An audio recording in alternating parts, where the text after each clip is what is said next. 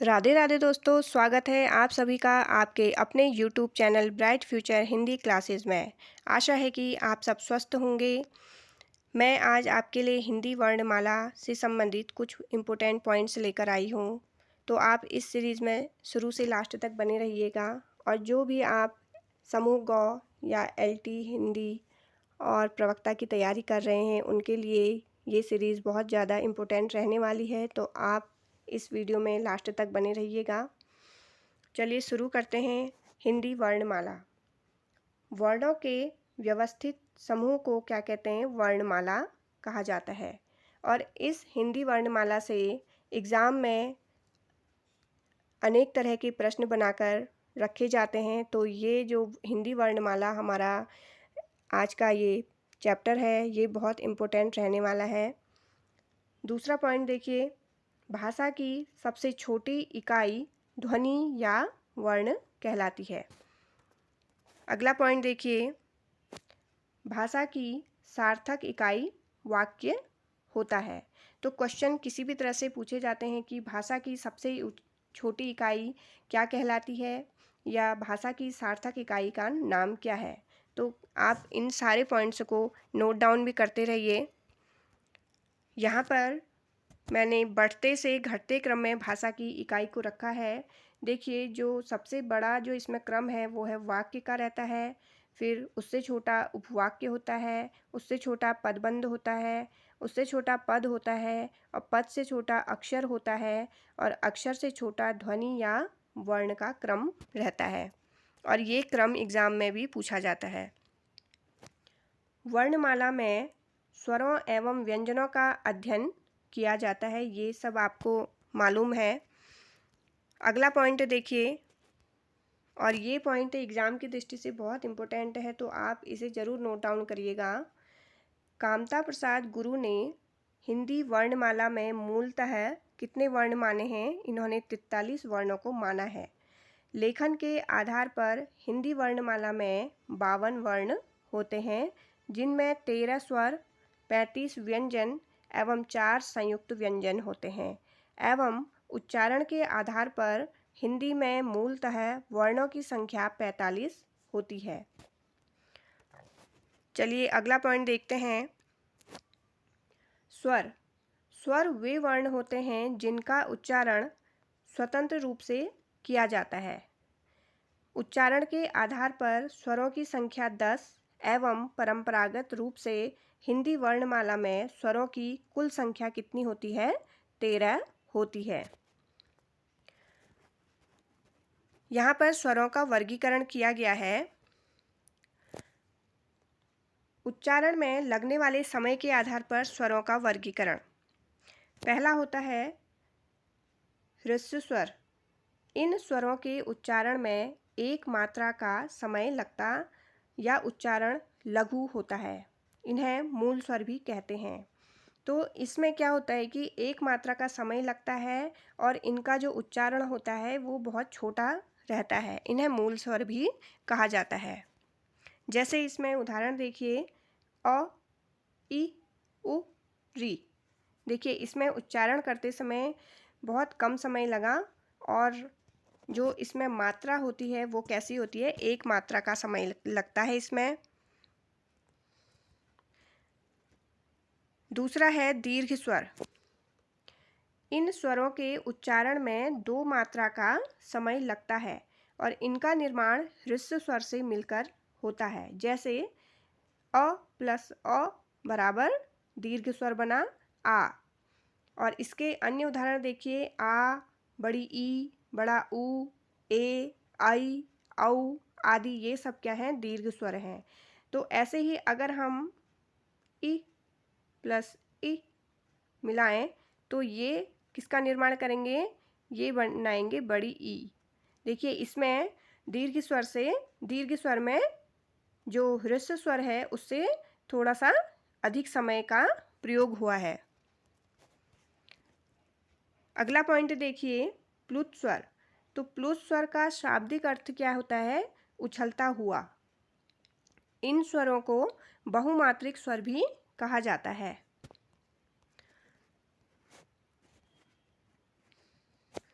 प्लुत स्वरों के उच्चारण में दीर्घ स्वरों से भी अधिक समय लगता है। नाटक के संवादों में इनका अधिक प्रयोग किया जाता है, जैसे ओम, राम आदि। तो प्लुत स्वर देखिए, जब हम ओम कहते हैं तो इसमें दीर्घ स्वर से भी अधिक समय का प्रयोग हुआ है, और राम कहने में भी दीर्घ स्वर से अधिक समय का प्रयोग हो रहा है। तो ये दोनों ही क्या है, इसमें प्लुत स्वर का प्रयोग किया गया है। जीवा के आधार पर स्वरों का वर्गीकरण, यानी कि जीभ के आधार पर स्वरों का वर्गीकरण कितने प्रकार से होता है? 3 प्रकार से किया जाता है। तो इसमें देखिए, पहला होता है अग्र स्वर, दूसरा होता है जीभ का मध्य भाग, और तीसरा होता है पश्च स्वर। तो अग्र स्वर में कौन कौन से इसमें स्वर आते हैं? छोटी ई, बड़ी ई, ए, आई, और मध्य भाग में अ। पश्च स्वर में आ, उ, ओ, औ और आ।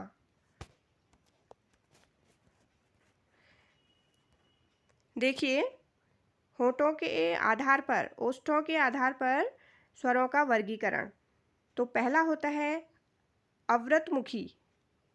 वे स्वर होते हैं जिनके उच्चारण करते समय होंठ गोलाकार नहीं होते हैं, जैसे अ, आ, ई, ए, आई। अगर आप इनका उच्चारण साथ साथ करेंगे तो आपको इसमें पता चलेगा कि जब आप इनका उच्चारण करते हैं तो आपके जो होंठ होते हैं वो गोल नहीं बनते हैं। तो ये जो स्वर होते हैं वो अवृतमुखी कहलाते हैं। दूसरा है व्रतमुखी। वे स्वर जिनके उच्चारण करते समय होंठ गोलाकार होते हैं, जैसे उ, ऊ, ओ, औ, आ। तो आप अगर इनका उच्चारण करेंगे तो आप देखेंगे कि आपके उच्चारण के करते समय आपके जो होंठ हैं वो भी क्या होते हैं, थोड़े से गोलाकार में बनते हैं। अगला है मुख खुलने के आधार पर स्वरों का वर्गीकरण। तो मुंह खुलने के आधार पर स्वरों का वर्गीकरण 4 प्रकार से होता है। पहला है विवृत, यानी कि इसे ओपन भी बोलते हैं। विवृत यानी कि इसमें क्या है, मुंह का द्वार पूरा खुला रहता है। जैसे आप अगर आ का उच्चारण करें तो देखेंगे आपकी जो आपका मुंह होगा वो पूरा खुलता है इसे उच्चारित करते समय। दूसरा होता है अर्ध विवृत, यानी कि हाफ ओपन, आधा खुला हुआ। इसमें मुंह आधा खुला हुआ रहता है। जैसे आप अगर इनका उच्चारण करें अ, ए, औ, आ, तो इसमें क्या होता है कि जो हमारा मुंह होता है वो कैसा होता है, हाफ ओपन रहता है, यानी कि आधा खुला हुआ रहता है। तीसरे नंबर का है अर्ध संवृत, यानी कि हाफ क्लोज। ये HALF है, हाफ क्लोज। तो इसमें देखिए उच्चारण काल में मुख आधा कैसा होता है, बंद रहता है, जैसे ए, ओ। चौथे नंबर का है संवृत, यानी कि क्लोज। उच्चारण के समय मुख पूरा बंद रहता है। इसमें जब हम उच्चारण करते हैं तो हमारा जो मुंह होता है वो पूरा क्लोज रहता है, बंद रहता है। जैसे आप इनको उच्चारित करिए ई, उ, ऊ। निरनुनासिक मौखिक स्वर। तो इन स्वरों के उच्चारण के समय वायु क्या होता है कि केवल मुंह से निकलती है। जो ये अनुनासिक जो स्वर होते हैं वे इनके उच्चारण के समय क्या होता है कि वायु जो होती है हमारे केवल मुंह से निकलती है, जैसे अ, आ, ई आदि। अगला देखिए अनुनासिक स्वर, और इसमें इसका अपोजिट रहता है। इन स्वरों के उच्चारण में हवा नाक और मुंह क्या होती है, दोनों स्थानों से बाहर निकलती है, जैसे अंग, आ आदि। आगत स्वर कौन से होते हैं?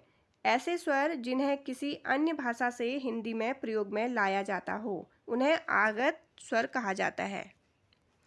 जैसे आगत स्वर में आ, उदाहरण डॉक्टर, सॉल्व पेपर आदि।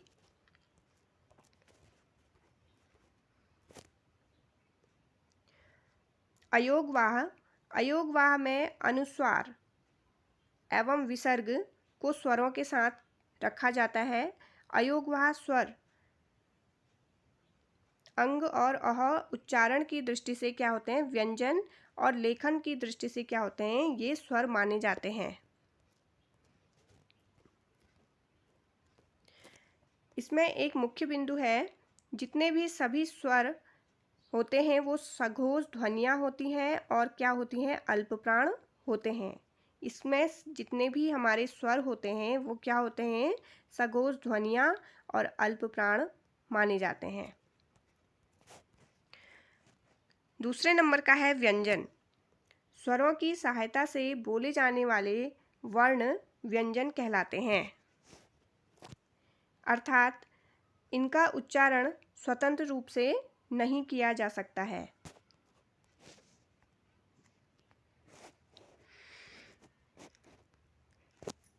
हिंदी वर्णमाला में व्यंजनों की जो संख्या है वो 33 मानी जाती है।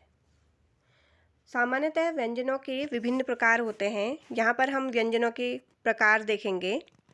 पहला है काकल्य वर्ण, और इनमें से एग्ज़ाम में बहुत प्रकार के क्वेश्चन बना के पूछे जाते हैं।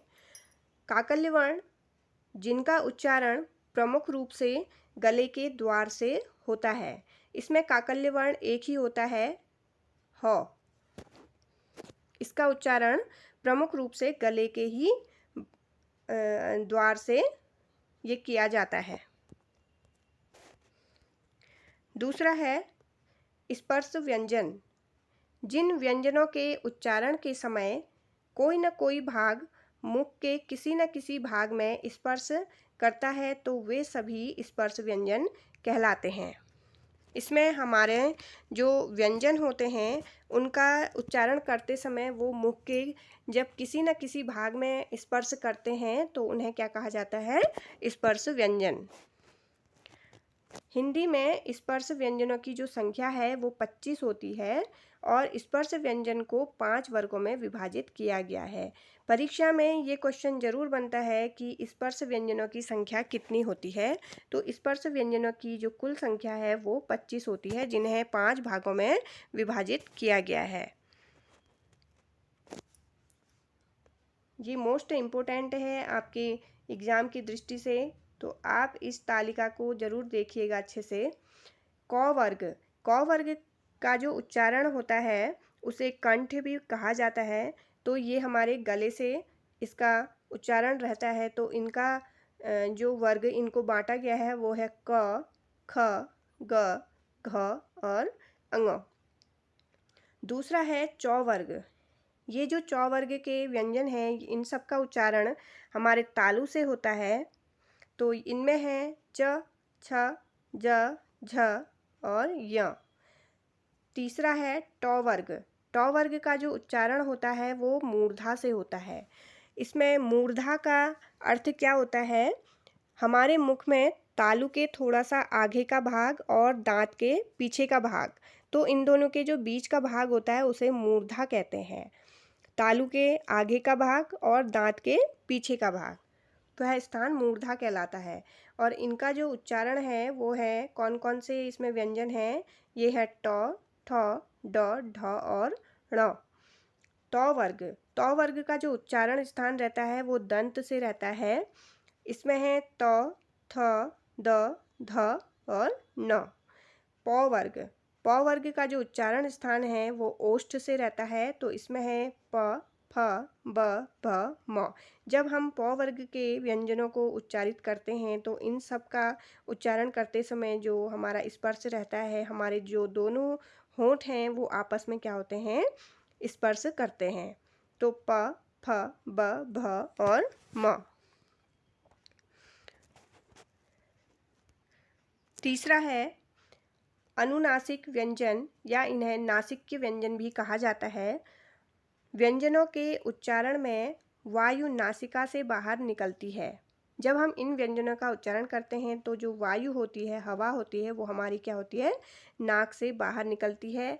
और स्पर्श व्यंजन के प्रत्येक वर्ग का अंतिम अक्षर अनुनासिक व्यंजन होता है, जैसे अंग, य, ण, न और म। हम एक बार ऊपर की तालिका में देखिए 5वें नंबर का इसमें स्पर्श व्यंजन के जितने भी ये 5वें नंबर के व्यंजन हैं, ये सब क्या है, अनुनासिक व्यंजन है।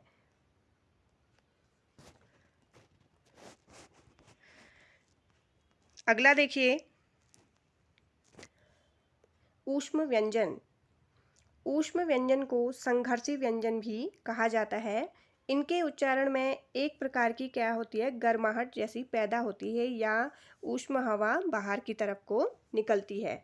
तो ऊष्म व्यंजन कौन कौन से हैं, श, श, स और ह। जो इसमें श है, ये कौन सा श है, ये है तालव्य श। ये एग्ज़ाम में अक्सर पूछा जाता है कि इसमें से तालव्य श कौन सा है बताइए। और जो ये वाला श है, ये है कैसा, मूर्धन्य श। कौन सा श है ये, मूर्धन्य, यानी कि मूर्धा वाले स्थान से इसका उच्चारण होता है। जो ये वाला श है, ये है दंती श। दंती श। जब हम इसे उच्चारित करते हैं तो हमारी जीभ किस में लगती है, हमारे दांतों को स्पर्श करती है। और जो ह है वो क्या है, काकल्य वर्ण है, मैंने अभी आपको बताया था। अगला पॉइंट देखिए अंतस्थ व्यंजन। अंतस्थ व्यंजन कौन से होते हैं, जिन वर्णों का उच्चारण स्वर एवं व्यंजनों के बीच होता है। इनका उच्चारण स्वर और व्यंजनों के बीच होता है, जैसे ये हैं य, र, ल और व। तो एग्ज़ाम में अक्सर पूछा जाता है कि अंतस्थ व्यंजन बताइए। तो ये हैं य, र, ल, व।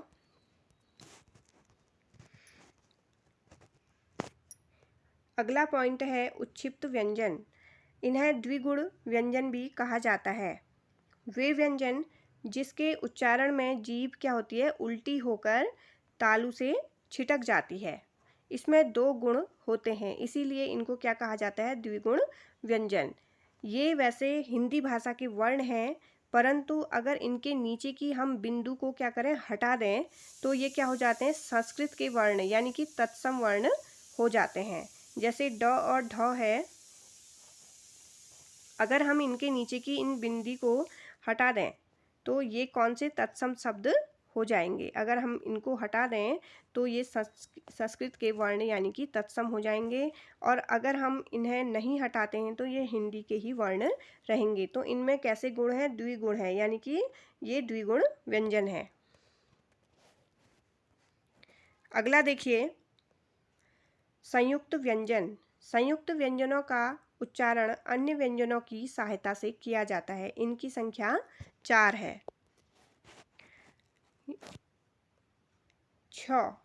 छ किससे बना है, क और श से। त्र किससे बना है, त और र से। ज्ञ किससे बना है, ज और य से। और श्र किससे बना हुआ है, श और र से। तो इसीलिए ये संयुक्त व्यंजन कहे गए हैं। वत्स वर्ण। इनका उच्चारण करते समय जीभ अग्रभाग ऊपरी दांतों के ठीक पीछे मसूड़ों के उभरे भाग, जिसे वत्स कहते हैं, इसे स्पर्श करता है। जब हम इनका उच्चारण करते हैं तो हमारी जीभ का जो आगे का भाग होता है, वो हमारे जो दांत होते हैं उनके ऊपरी भाग के ठीक पीछे जो मसूड़ों का उभरा हुआ भाग होता है, जिसे वत्स कहा जाता है, उसे क्या करता है, छूता है। तो तभी इसे वत्स वर्ण कहा जाता है। इनके ये 4 होते हैं, ये हैं च, छ, ज, झ। अगर आप इनका उच्चारण करेंगे तो आप देखेंगे कि आपकी जो जीभ का आगे का भाग है वो आपके मसूड़ों का जो उभरा हुआ भाग है उसे छूता है, स्पर्श करता है। इसीलिए इन्हें वत्स वर्ण कहा जाता है। अगला जो व्यंजन है वो है अर्ध स्वर व्यंजन। इनके उच्चारण में जीभ और होठों का स्पर्श पूरी तरह से नहीं होता है। इस कारण ये ध्वनियाँ स्वर और व्यंजन दोनों के गुणों को दर्शाती हैं। ये दो होते हैं, य और व। अगला पॉइंट देखिए, पार्श्विक व्यंजन। इसका उच्चारण जीभ के पार्श्व अर्थात बगल से होता है। पार्श्विक व्यंजन का जो उच्चारण होता है वो हमारी जीभ के पार्श्व अर्थात बगल से होता है, इसीलिए इसे पार्श्विक व्यंजन कहते हैं। यह ल एक ही ये पार्श्विक व्यंजन होता है। अगला जो वर्ण है, व्यंजन है, वो है लुंठित वर्ण। इनके उच्चारण में जीभ लुढ़कते हुए तालु के का जो मध्य भाग होता है उसे छूती है या स्पर्श करती है, और ये र एक ही ये लुंठित वर्ण है। पार्श्विक व्यंजन भी एक है ल और लुंठित वर्ण भी एक है र। अगला देखिए, आगत ध्वनियाँ या ग्रहित ध्वनियाँ। इन्हें अरबी फारसी ध्वनियाँ भी कहा जाता है। इनमें नुक्ते का प्रयोग किया जाता है, जैसे क, ख, ज, फ आदि ध्वनियाँ। ये सब क्या हैं? आगत ध्वनियाँ हैं। घोषत्व के आधार पर व्यंजन का जो वर्गीकरण है वो दो प्रकार से किया गया है। पहला है अघोष व्यंजन। इन वर्गों के उच्चारण के समय स्वर तंत्रियों में कोई विशेष प्रकार का कंपन नहीं होता है, वे अघोष वर्ण कहलाते हैं। तो प्रत्येक वर्ण के पहला व दूसरा व्यंजन जो होता है वो अघोष होता है। जैसे आप देखिए, जो हमारी तालिका रहती है व्यंजन की, उसका पहला और जो दूसरा है, जैसे क, ख, क वर्ग, च वर्ग में च, छ, ट वर्ग में देखिए ट, ठ, त वर्ग में त, थ और प वर्ग में प, फ। तो ये पहले और दूसरे वर्ण हैं, तो ये कौन से होते हैं? ये अघोष हैं। क्या है ये? अघोष। इनको जब हम उच्चारित करते हैं तो ज़्यादा कंपन हमारे मुंह में नहीं होता है स्वर तंत्रियों में, इसीलिए ये अघोष व्यंजन कहलाते हैं। ये जो हमारी अभी हमने जो स्पर्श व्यंजन देखे थे, उस तालिका के पहले और दूसरे नंबर का जो ये व्यंजन है, ये सब क्या कहलाते हैं? अघोष व्यंजन कहलाते हैं। दूसरा है सघोष या घोष व्यंजन।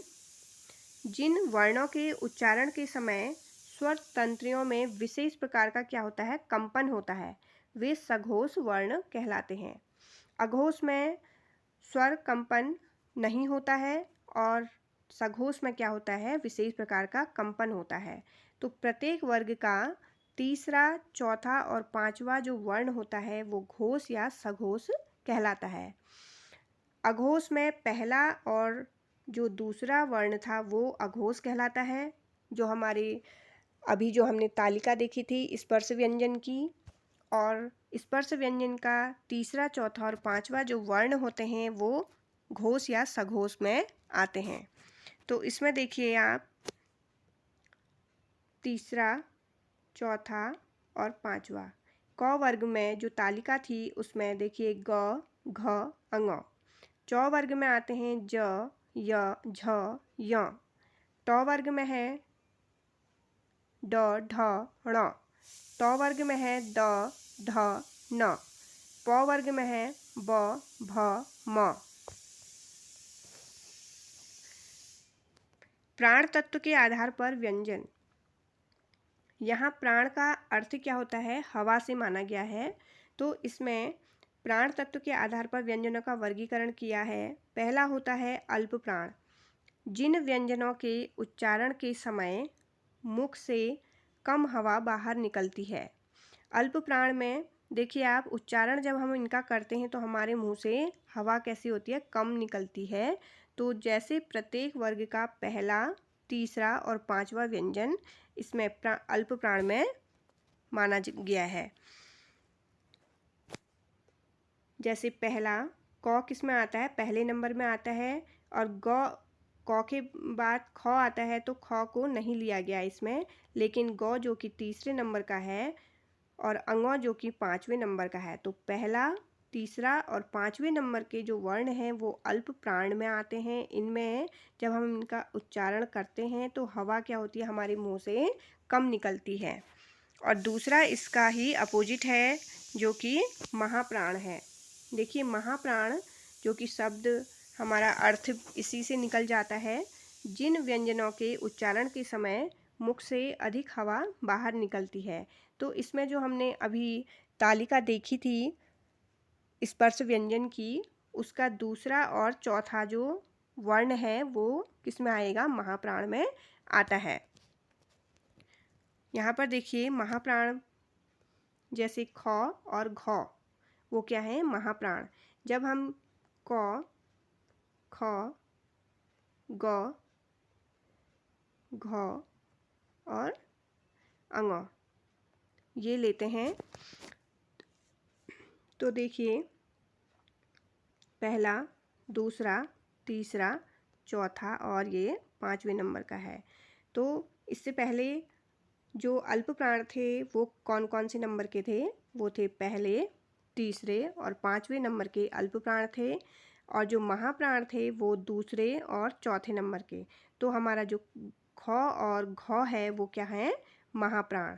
इसी तरह से अगर हम चौ वर्ग को देखेंगे तो इसमें से जो चौ, छ, ज, झ और यौ है। तो देखिए ये पहला है, ये दूसरे नंबर का है, ये तीसरा है, ये चौथा है और ये 5वां है। तो जो दूसरा और चौथे नंबर का है वो क्या है, महाप्राण, लेकिन जो पहला, तीसरा और 5वां है वो क्या है, अल्प प्राण। आशा है कि आपको आज की सीरीज़ अच्छी लगी होगी। लाइक करिए, शेयर करिए। मैं इस वर्णमाला से संबंधित प्रश्नों की सीरीज़ लेकर आऊँगी, आप मेरी सीरीज़ को ज़रूर देखिएगा। मिलते हैं मेरी अगली वीडियो में, तब तक के लिए जय हिंद, जय भारत, धन्यवाद।